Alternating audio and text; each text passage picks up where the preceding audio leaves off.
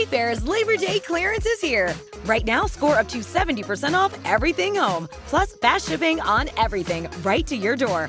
Shop now through September 2nd at wayfair.com. Wayfair, every style, every home. Finding great candidates to hire can be like, well, trying to find a needle in a haystack. Sure, you can post your job to some job board, but then all you can do is hope the right person comes along. Which is why you should try ZipRecruiter for free at ziprecruiter.com/zip. ZipRecruiter doesn't depend on candidates finding you. It finds them for you. Its powerful technology identifies people with the right experience and actively invites them to apply to your job. You get qualified candidates fast. So while other companies might deliver a lot of hay, ZipRecruiter finds you what you're looking for. The needle in the haystack. See why 4 out of 5 employers who post a job on ZipRecruiter get a quality candidate within the first day.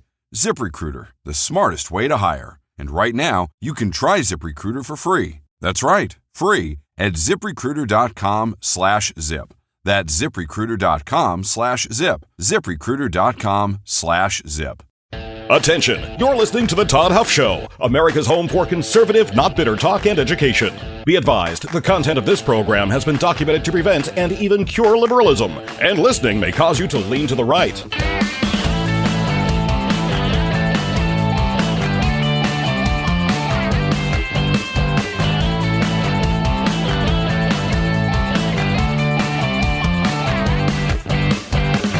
And now, coming to you from the Full Suite Wealth Studios, here's your conservative but not bitter host, Todd Huff.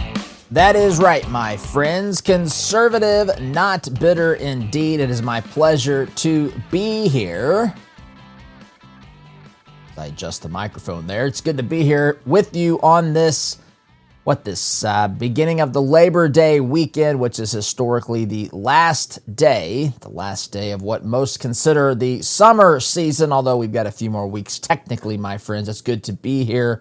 Hope you have a nice Labor Day weekend. By the way, we'll get to, what I want to talk about today is, of course, the conversation about gun control, about how to prevent the violence that we saw in Minnesota, in Minneapolis specifically here earlier this week. And I want to talk about this because this is critically important. And there are things that we have to understand and think through. And also, we don't get points simply for saying that we want to stop these things or that these things are reprehensible. They absolutely are. You don't get points for simply saying you want to have a law. We got to do something, which of course is a common refrain that we hear from politicians, particularly those on the left. We have to do something. We can't stand by and do nothing. It can't just be anything. We have to think these things through, and we can't just give ourselves pats on the back for saying we support laws that really have nothing to do with what's going on. There's a lot of stuff that, of course, is going on out there. I've got a soundbite that I want to play from Mayor Frey, that I'll get to here to kick things off in just a moment. Before I do that, my friends, as you know, as a conservative, you take responsibility for yourself. And that takes a lot of different shapes and forms. One thing that we all are ultimately responsible for is our health and well-being. Now, we can't control every factor, but we can certainly have an impact on our overall health by the choices that we make. Diet and exercise are, of course, very important, but taking care of our heart proactively is important as well. And you can do that very simply by taking a product called Soul Tea. I take this product. All you have to do is take 2 Soul Tea soft gels a day. It's very easy to do. They're they're not large horse pills, that sort of thing. They're very manageable, reasonably sized capsules.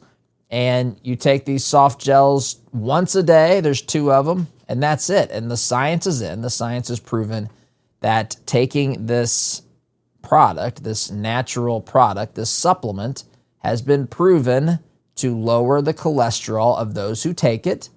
And so it might be able to do the same for you as well. Soltea.com, SOLTEA, that's the website. Promo code Todd is going to save you 50% off your first purchase and get you free shipping on top of that. Soltea.com, SOLTEA, promo code Todd, get you the free shipping and the special price. So I want to start this program today by sharing a soundbite. You would have seen, actually I've got two. Do I have two? I think I have two. I've reviewed a lot, as you might imagine, prior to starting the program. But I think I have one where Jacob Frey is speaking at a press conference, and another, he's of course the mayor of Minneapolis, another I believe that I have in the stack of stuff here, where he's speaking with Jen Psaki, Circle Back Jen. And I want to play this because you're going to hear the rhetoric. Now, the rhetoric is not going to save this nation from these tragic events. The rhetoric is, of course, political. We have to understand the background here. Now, this is a very touchy subject. You know what? Of all the things that I come on here and talk about for the past 10 years, and we've been doing this for 10 years, the one that makes me the most uncomfortable, not about the issue, but just about, the emotions. When there is something that is as tragic as the loss of the lives of children, someone targeting a school, someone targeting a church, someone targeting people who are at a location where they are, just doing something pure and wholesome and good, like learning or like worshiping God. And there's children that are involved and lives that are lost or lives that are changed dramatically because of violence that happened.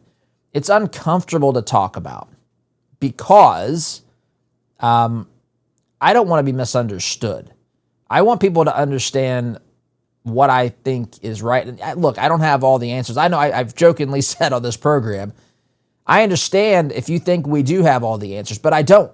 I don't have all of the answers, but I know the one who does, and I don't mean that flippantly. I mean that genuinely and sincerely, and I'm not special. He would be willing to know anybody who calls upon his name, and that is, he is the God of the Bible. And I'm uncomfortable sometimes talking about these things that involve personal loss, the loss particularly of the loss of life at all, but the loss of the life of a child. I can't think of anything that's worse than that. We have 3 children, 16, just turned 14, and we have an 11-year-old. And I just, even thinking about this, in fact, the other day, one of them made a joke about, one just had a birthday, and it was I don't even know if it was misunderstood verbiage that made it sound like, something bad might happen to a kid, and you just don't even want to hear it. I don't know that that's how the kid meant it. They're pretty good to each other. Not perfect, but pretty good. And, this concept of losing a child is just not the way that it's supposed to be. I've got something I could share personally from someone who's close to me. I don't want to do that, but I do know that losing a child, no matter what the age of that child, is terrible. It's absolutely horrific. So that needs to be kept in mind here. Because when you start talking about the issues, now you move. If, of course, as a man, right? As a man, men are very single-minded focused. I'm going to move from the empathetic side about this and then move to the problem-solving side of this, or the communicative side of this, where we're talking about this, where we step out of those emotions. It's not because I don't care. It's actually because I do care. Step out of the emotional side of this to try to say, let's not make emotional choices and decisions. Let's actually think about what's going to work in the real world, in reality, not something that just feels good to say. Because there's a lot of people saying things that feel good to them. They feel good by coming out and saying how terrible these things are. That doesn't do anything, by the way. That doesn't solve any problem whatsoever. That gets you virtue signaling points. I only communicate it to say, because I'm going to move into the issues and we're going to lose, I don't want to say lose the empathy, but we're going to step out of the empathy into the single-minded focus of the issue, where you lose the the names and the faces and the personal stories, not to be lost, for this, in our memories, or because we want to, show disrespect. No, to say, now this is what these problems cause. Now let's look at the issue and figure out what can be done. What is just people out there saying things, platitudes that are, getting applauded, saying things like we have to do something. Surely we could all agree, saying the words we have to do something doesn't do anything. Saying we must do something to stop this doesn't do a diddly darn thing. It matters what the something is. The something that we do has to be designed to truly impact the issue at hand. Now, underneath all of this, which of course I'm speaking as a conservative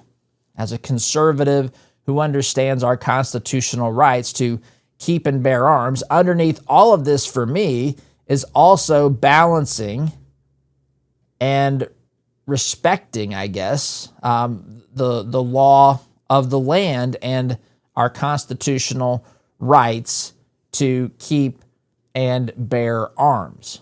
So I actually was going to do this a little bit different order, but since I just said that, one of the things that Mayor Frey has said, and I don't know if it's in the clip I'm going to say or in the second clip that I have, but he says something along the lines of he can think of no reason why someone would need multiple bullets in a gun.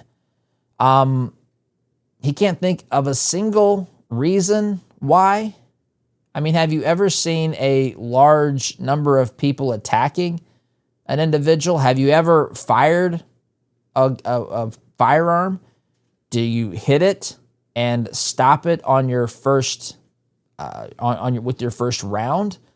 What if the first round hits the target but doesn't stop the perpetrator, the threat from pursuing you? Maybe you've injured or perhaps even wounded someone significantly, but they're still pursuing you. They're still attacking you. I'm thinking about even in the case of a woman using a gun in self-defense against someone who's trying to assault her. Maybe in the movies it's a one shot and the person drops, but in reality, your job is to use whatever force is necessary to stop the threat. And the idea that that's just one round, one bullet is candidly beyond ignorant. I mean, maybe if you're a sniper, maybe if you have a super high caliber weapon, maybe if you never miss your target, maybe if you don't have any impact from the fear or the adrenaline, just your reaction time is perfect. You know that you're going to have to use the gun in advance. I mean, I don't know what these people think, but to say that there's not a single reason for a person to need multiple rounds is preposterous. It is absolutely ridiculous to say such a thing. Now, it's important to note here. I know this is under the framework, or under where the starting point for this conversation is this tragedy that happened in Minneapolis. And the person who used a gun there used the gun for absolutely abject evil, 100% evil. There's nothing good about how they chose to use a gun. But guns are amoral. Guns are like money. Money is not evil. In fact, one of my biggest pet peeves, I've shared this story before, I'll share it again, really briefly. In high school, as a young Christian, I became a Christian when I was heading into my sophomore year. At the end of June in 1993, if that dates me a little bit. And I remember we had youth group. I joined the church, and we had a group of Christian young people who were in high school, on a junior high school, on a regular basis. And on occasion, we would do some things where we would go to people's houses and play board games or have cookouts, that sort of thing.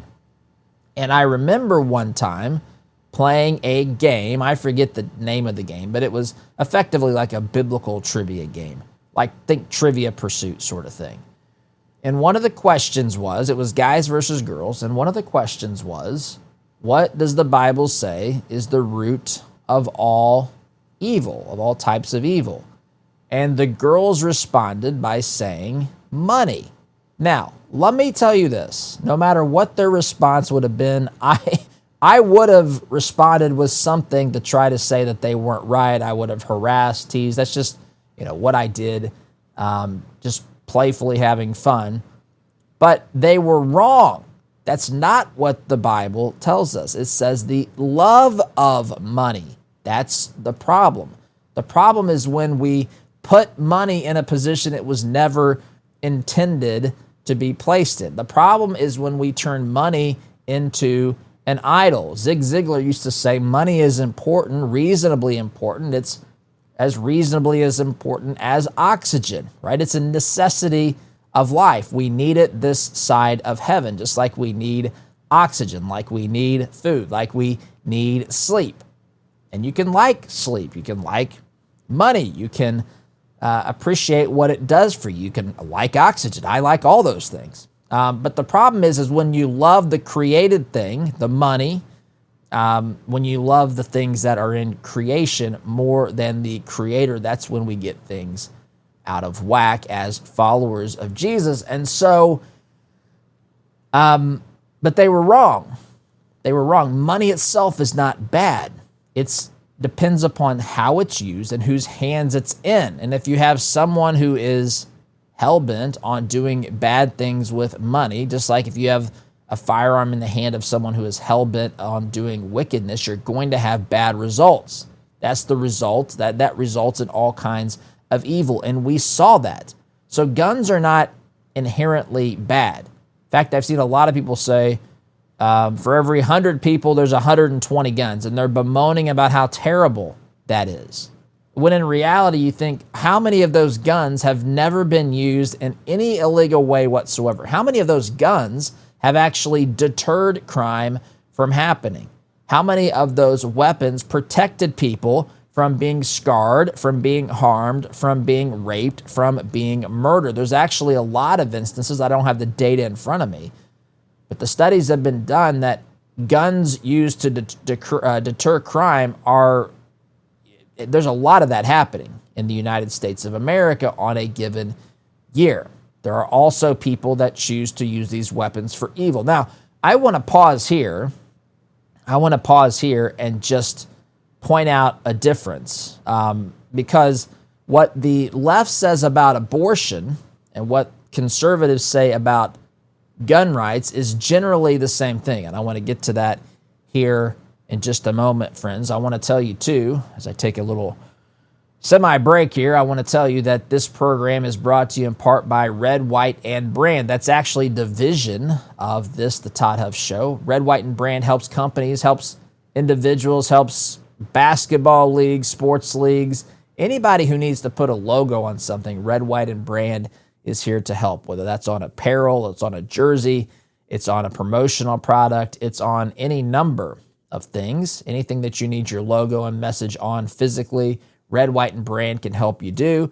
If you use promo code Todd, you're going to save 10%. And if you place an order on our website at redwhiteandbrand.com, you're going to get free shipping on top of that. redwhiteandbrand.com is the website. Promo code Todd saves you that 10%.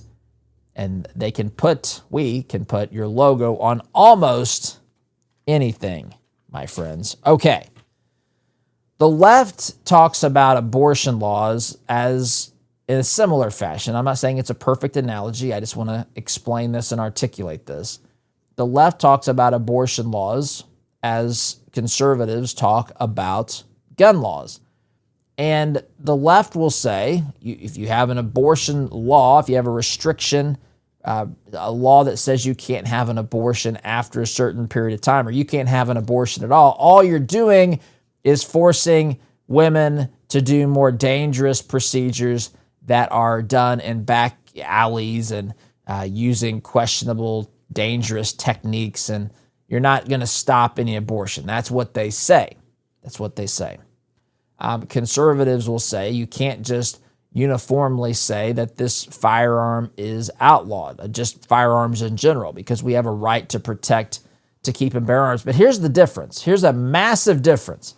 Guns, as I previously pointed out, can be used for good. There are many examples of that being the case. In spite of what the left wants you to believe, ultimately what always stops a bad guy with the gun are good guys with guns. It's what happened in this tragic school shooting. The school shooting would have continued until someone showed up, law enforcement, a regular citizen, someone who had the ability to physically stop them. Physically stop a shooter requires, almost in all circumstances, a firearm of your own, or the ability to close the distance and physically restrain the shooter. But you have to physically stop them. You're not going to talk them out of this. You're not going to have a government program that you can offer them on the spot that's going to stop this madness. You have to physically, whether with a gun or with your hands or whatever, you've got to physically stop the shooter. It takes good people who are willing to put themselves in the way of violence to stop further violence to end this. That's ultimately the way that these always end. I suppose the only other alternative is you let the shooter use up all their ammunition or some such thing, which is insane. But it takes someone with courage, it takes someone with a gun, a good guy with a gun, to step in and to intervene. That's how these things are done. Guns themselves are not evil. Again, bemoaning the fact of the number of guns in this country is not, that's not the problem. Again, most of these guns are not harming anyone. In fact, the vast majority of them are not harming anyone. They're not being used in crimes. There are a lot of guns, and those are the ones that they know about. So, but there is no, hear me say this, there is no good abortion. Abortion each and every time is the deliberate, unjustified murder of an unborn child. There's no good. There's no good that comes from that. Now, you can say, well, Todd, what about abortion in the case to save the life of the mother? To which I would say that sort of argument is always been silly to me. Of course, you want to save the life of the mother, but the idea that you must kill, that you must proactively murder the baby to save the mother is just not the way that this works. What would happen is you could try to save both of them. You could have an emergency C-section, remove the unborn child from the mother, work on saving the mother, and try to save the unborn child as well. This stuff doesn't need to be this way. It's framed this way to again, create emotions so that we don't come to the conclusions that make the most sense. Guns have a legitimate purpose. Guns can be used for good. Guns, as we've seen, can be used for evil. But guns are something that you're not going to, and you shouldn't try to uniformly just outlaw. We have the Second Amendment. We have our freedoms. We have a history of tyrannical governments and so forth, abusing the rights of people. We can't let these things happen. Guns can be used for good. I have to take a break, my friends. Quick timeout. Back here in just a minute.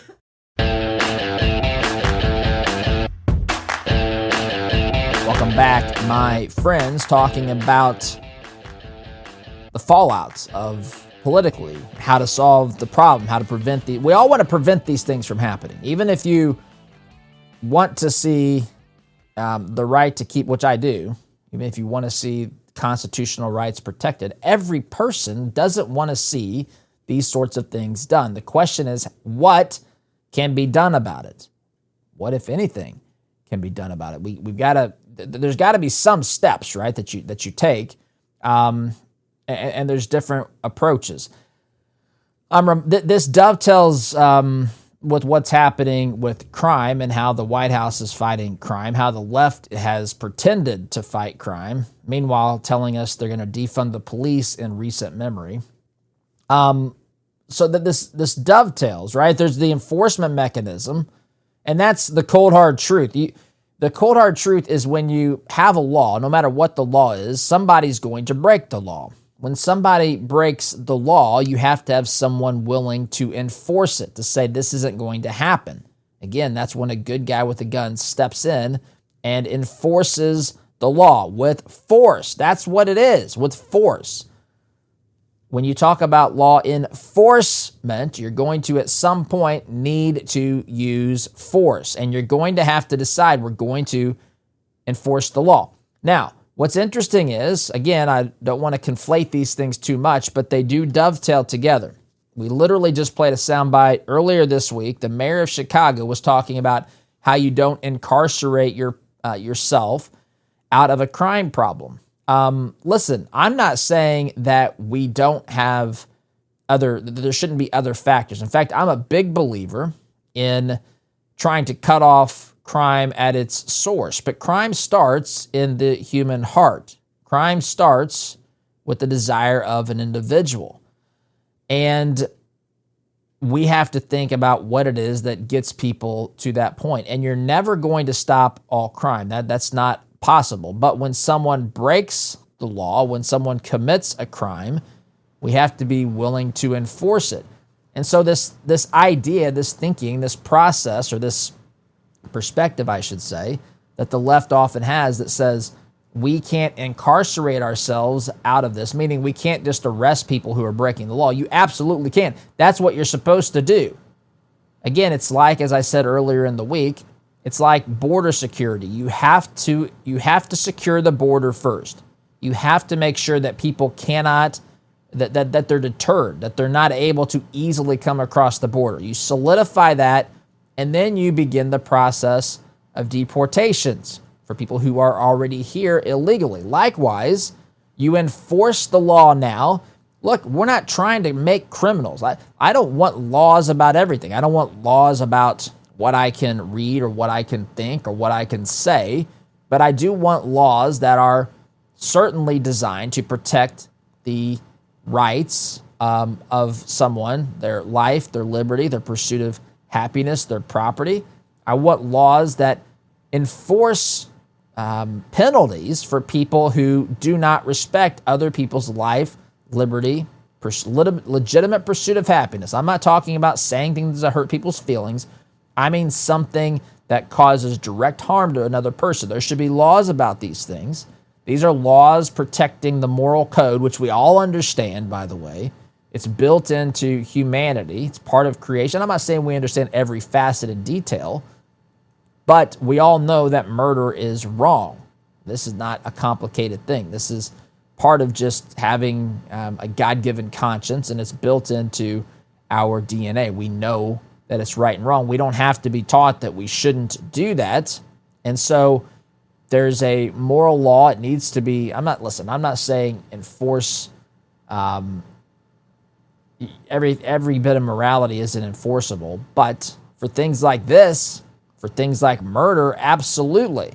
And you have to arrest however many people have been committing the crime. You can't have a fixed number in your head and say anything beyond that is excessive. Anything beyond that is targeting a certain group of people. No, anything that is, any case where someone has committed a crime, whether it's 1 or 50 million crimes, individuals committing a crime, that has to be enforced. I don't know what's so hard about this concept. Then, as you're enforcing the law, you should also try to figure out what causes this and how do we prevent it. And you know what's ironic is that we don't want to talk about what's really going into these problems. And I saw in the stack, it's in the stack of stuff today, I saw that the Trump administration is going to be launching a research investigation into the effects of transgender treatments. Now, this will infuriate people on the left. But I mean, I think we certainly have a pattern here. The idea that the individual that committed this heinous crime, who we say their name once on this program and then we're done with saying the name because that's what they want. One of the things they want is this feeling of almost immortality where they can live on forever because their name is remembered. We say it once to identify. We did that yesterday. I'm not going to do it again. I'm not going to say either the birth name, the name that was given at birth when this individual was born biologically as a male, and I'm not going to say the name that this person legally changed his name to after the fact when he started pretending that he was a woman and everyone should treat him as such. That is insanity. Listen, it is not hateful to say that is insane behavior. What is hateful? Love is desiring the best for somebody. Love is considering and desiring what is best for another person, putting their needs first and wanting them to be able to have those their best interests met. And it is not in anyone's best interest to deny basic biology. It is not in anyone's best interest to pretend that they are something that they are not. It is not in anyone's best interest to force society to go along with the shenanigans and the games. In fact, I've seen parts of this manifesto or people talking about this manifesto that the shooter left, and there were reportedly parts of the manifesto that talked about this. There seemed to be some remorse from this individual, from what I've seen so far, about having completed the transition, if you will, from male to female, which can never really happen. And I think that that's what they realize. And it is insane that we are treating this as though it's just a choice like what hairstyle you have or whether or not you get a tattoo or what your favorite type of music is. These things are this specifically, transgenderism is detrimental, is harmful. It is a cry for help. It is confusion. I don't say it to demean these people. I actually say it for the absolute opposite reason. These people are made, like every one of us, in the image of God. I care enough about these people to say when something is harmful to someone that they shouldn't do it. I feel enough concern for fellow humans, not because of my own heart, but because of God. Listen, that these things are harmful. That is actually a very loving thing to say. What else? Why else would I say this? Societally, the pressure is to go along with this. If I didn't have some other, and this isn't just me, this is anyone who speaks out against the transgender movement, there's no reason to oppose this other than the basic, most fundamental and obvious reason, which is that it is not in the best interest of those who are transitioning or living under the delusion that they can be made into a different gender, a different biological sex somehow magically because they don't feel correct in the body that they have. My heart goes out to people who have these struggles. I don't understand it. I think all of us at some point have felt somewhat uncomfortable with certain things about us. That's the closest that I can get. I've never once wondered if I was born into the wrong type of body. That's just not, that's never personally crossed my mind. I don't look down upon those who do, but to pretend that is a normal thing, to take it to that degree, not to have the questions or the wondering about who they are, but to take it to the point to where they've decided that they were born in the wrong body and that they have to do something about it. And then they take drastic steps to change fundamentally who they were created to be. We can't pretend like that is a normal and acceptable and reasonable thing. It is not. It is dangerous. I've seen psychiatrists, at least one out there, who's screaming about this, saying exactly, only scientifically in her field, what I'm saying. So, friends, I'm going to take a time out here. Before I do that, let's face it, there are a lot of companies out there that do not share your Christian values. The good news is that you do not have to invest in them. At 48 Financial, They specialize in biblically responsible investing. They'll help us screen out companies that go against our faith, our values, and help us create a plan that's tailored to our goals. And they'll do all that heavy lifting for us so that we can focus on what truly matters. If you want to see if your current investments align with our values, with your values, go to 48financial.com/Todd. That's 48financial.com/Todd. 48 Financial, because, friends, your values matter, and so does your money. I've got to take a break. Quick time out. Back in a minute.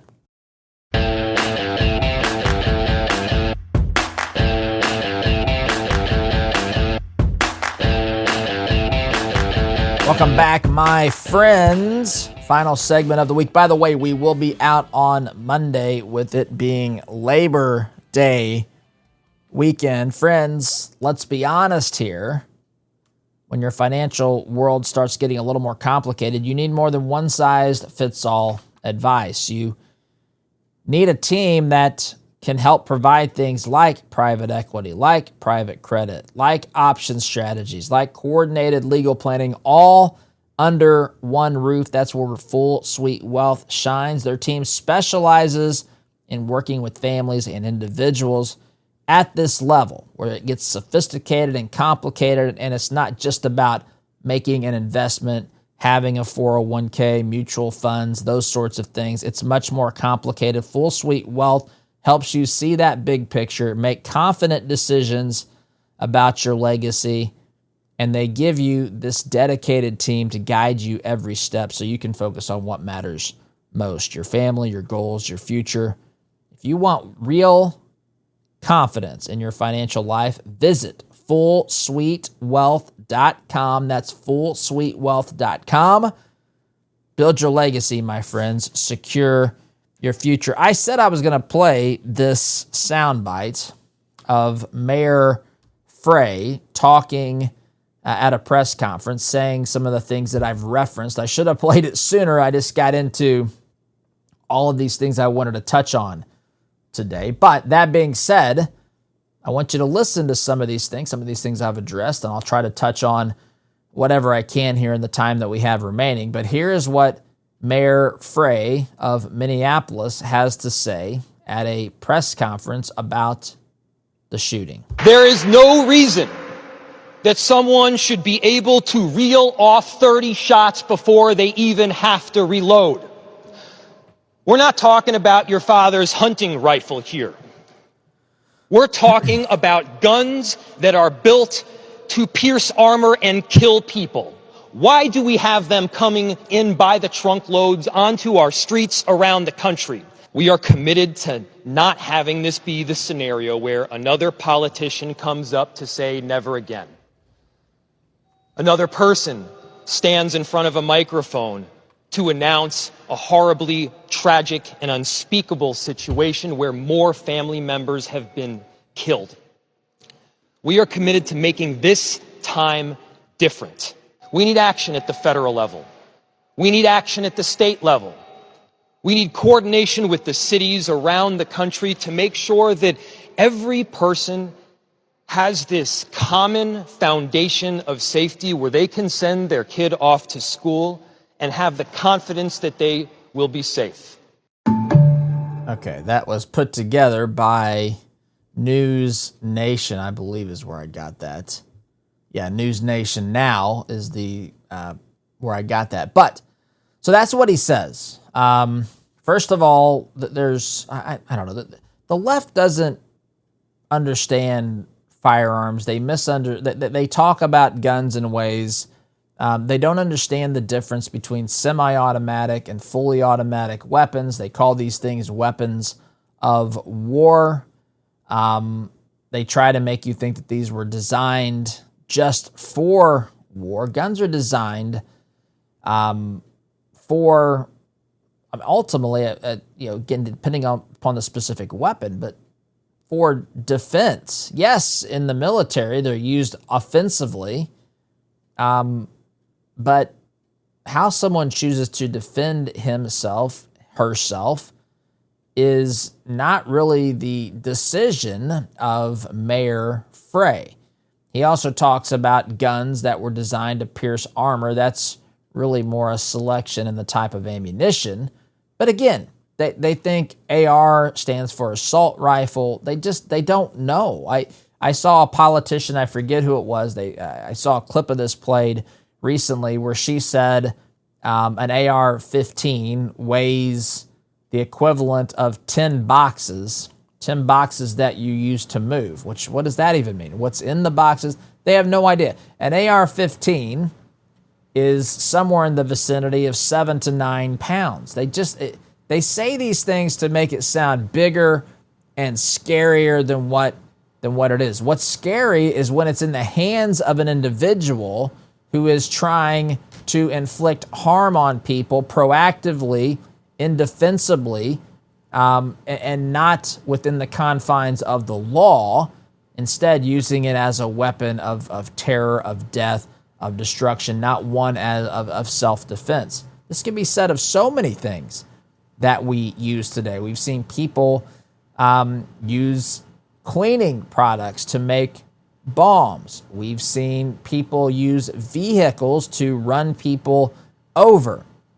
And so if a product, if something that we have in society can be used for good, like a car transporting people, like cleaning products to clean, or just things like that, and guns can be used to protect people, which is a good thing, then we have to think not just about getting rid of them. By the way, what are their solutions? I don't have time to go through this, but everytown.org is a online source where they give quote-unquote solutions. I want you to go through. I wish I had more time to do this. I simply don't. But go to the website, everytown.org, and go to their solutions and just read the solutions that they have. These are when they say it's time to do something, this is what they want to do. Read through these and ask yourself which of these things would have actually had any impact on preventing what happened tragically in the Minnesota Catholic school, my friends.